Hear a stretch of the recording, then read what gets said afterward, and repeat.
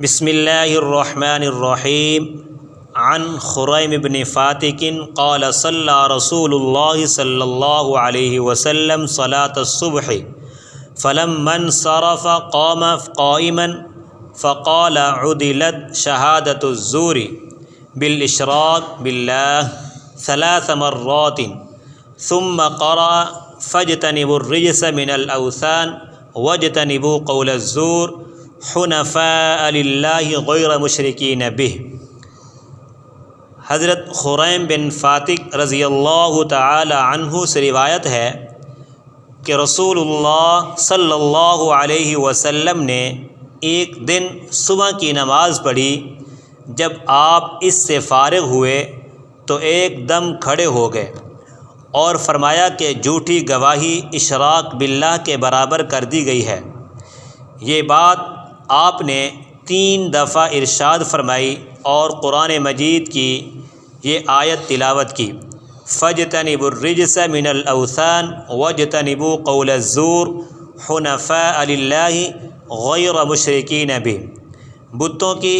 یعنی بت پرستی کی گندگی سے بچو اور جھوٹی بات کہنے سے بچتے رہو، صرف ایک اللہ کے ہو کر کسی کو اس کے ساتھ شریک نہ کرتے ہوئے۔ ابھی پہلے بھی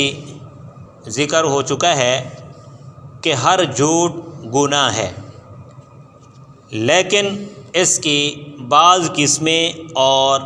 صورتیں بہت ہی بڑا گناہ ہیں۔ انہی میں سے ایک یہ ہے کہ کسی قضیہ اور کسی معاملہ میں جھوٹی گواہی دے دی جائے، اس جھوٹی گواہی کے ذریعے کسی اللہ کے بندے کو نقصان پہنچایا جائے۔ سورۃ حج کی مذکورہ بالا آیات میں جھوٹ کی اسی قسم کو شرک اور بت پرستی کے ساتھ ذکر کیا گیا ہے، اور دونوں سے بچنے کی تاکید کے لیے ایک ہی لفظ استعمال کیا گیا ہے۔ قرآن مجید کے اس طرز بیان کا حوالہ دے کر رسول اللہ صلی اللہ علیہ وسلم نے اس حدیث میں یہ ارشاد فرمایا کہ جھوٹی گواہی اپنی گندگی میں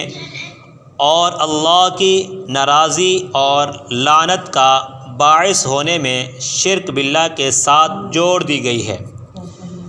یہ بات آپ نے 3 مرتبہ ارشاد فرمائی۔ اور اسی طرح جامع ترمذی کے اندر ایک دوسری حدیث میں یہ بھی ہے کہ آپ صلی اللہ علیہ وسلم نے ایک دن صحابہ رضوان اللہ تعالی علیہم اجمعین سے ارشاد فرمایا اور 3 دفعہ ارشاد فرمایا، کیا میں تم لوگوں کو بتاؤں کہ سب سے بڑے گناہ کون کون سے ہیں؟ پھر آپ صلی اللہ علیہ وسلم نے فرمایا کہ اللہ کے ساتھ شرک کرنا، ماں باپ کی نافرمانی کرنا اور معاملات میں جھوٹی گواہی دینا اور جھوٹ بولنا۔ تو یہ بڑے بڑے گناہ ہیں جو اللہ کے پیارے حبیب صلی اللہ علیہ وسلم نے صحابہ سے ارشاد فرمائے۔ راوی کا بیان ہے کہ پہلے آپ سہارا لگائے بیٹھے تھے، لیکن